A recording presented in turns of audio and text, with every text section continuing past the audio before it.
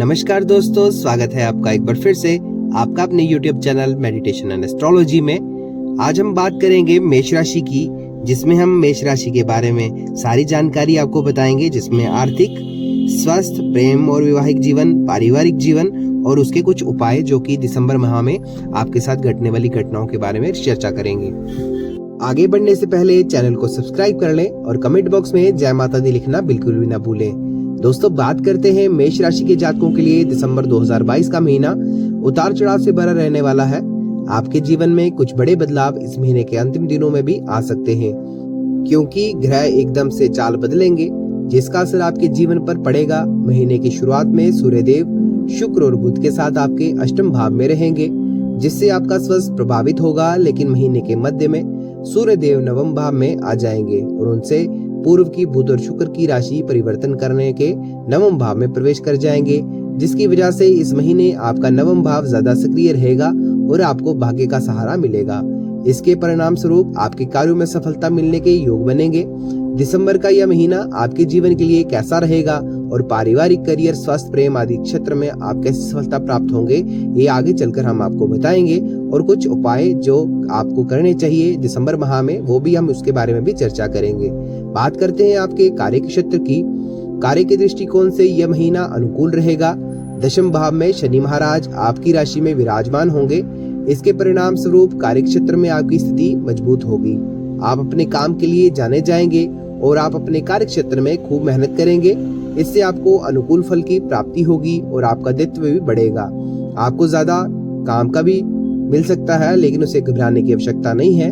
वह आपकी कार्यकुशलता को देखकर ही आपको दिया जाएगा, इसलिए उसे अपना एक पुरस्कार समझें और कार्य क्षेत्र में अच्छी स्थिति को लाभ उठाएं। आपके संबंध में आपके वरिष्ठ अधिकारियों से भी अनुकूल रहेंगे। बुध और शुक्र के नवम भाव में आ जाने से भाग्य को बल मिलेगा और उसके बाद सूर्यदेव भी महीने के उत्तर में जब आपके नवम भाव में प्रवेश करेंगे, तो उस दौरान नौकरी में परिवर्तन की स्थिति आ सकती है। यदि आप कहीं नौकरी की तलाश कर रहे हैं, तो इस दौरान आपको नई नौकरी मिलने की संभावना और प्रबल हो जाएगी और आप नौकरी में बदलाव कर सकते हैं। यदि आप किसी सरकारी विभाग में काम करते हैं, तो इस दौरान आपका तबादला भी हो सकता है। हालांकि बिल्कुल निश्चित रहें, वे आपके फायदे के लिए ही होगा।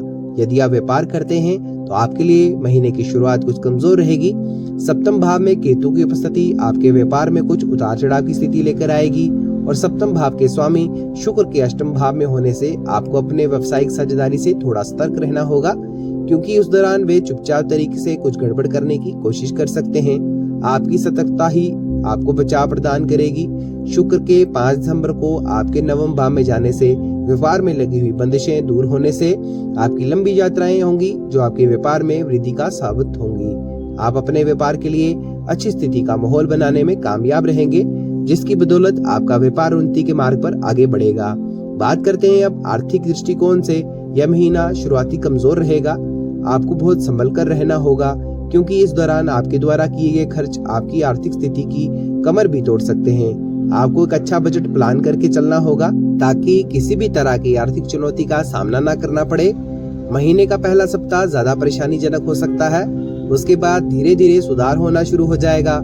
बुध और शुक्र के नवम भाव में जाने से आर्थिक उन्नति के योग बनेंगे और धन भी अच्छी स्थिति में आना शुरू हो जाएगा।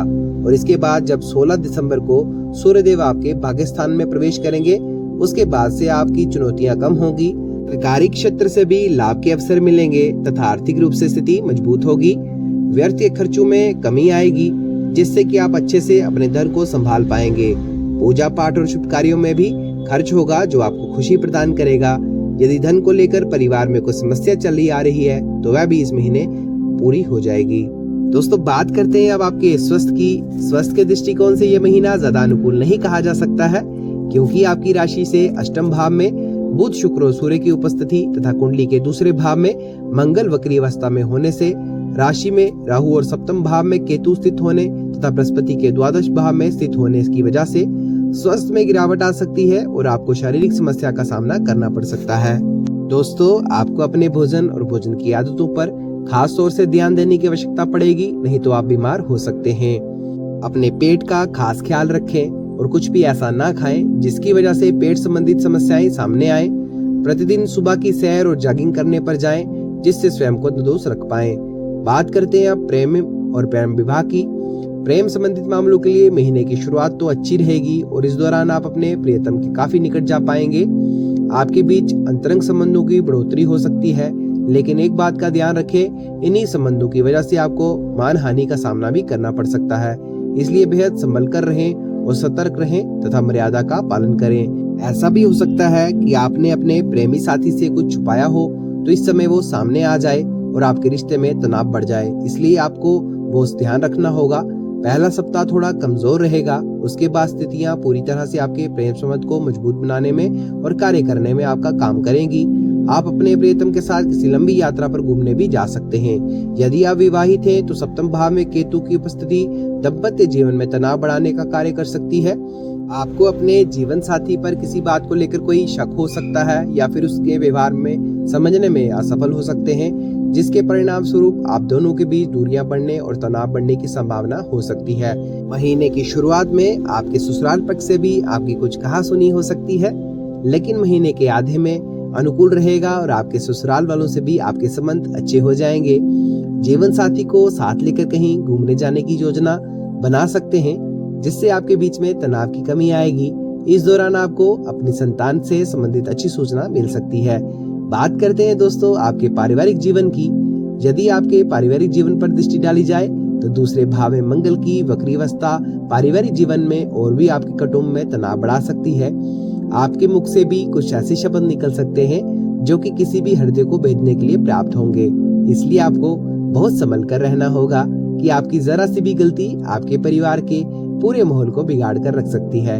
किसी भी प्रकार के वाद विवाद से बचकर रहें और यदि कोई विवाद चल रहा है तो उसे दूरी बनाकर रखें। यही आपके लिए हितकारी होगा। चतुर्थ भाव में शनि देव और बृहस्पति देव की दृष्टि आपको अपने काम की वजह से परिवार में दूरी कर सकती है, लेकिन आप अपने परिवार के बारे में सोचेंगे।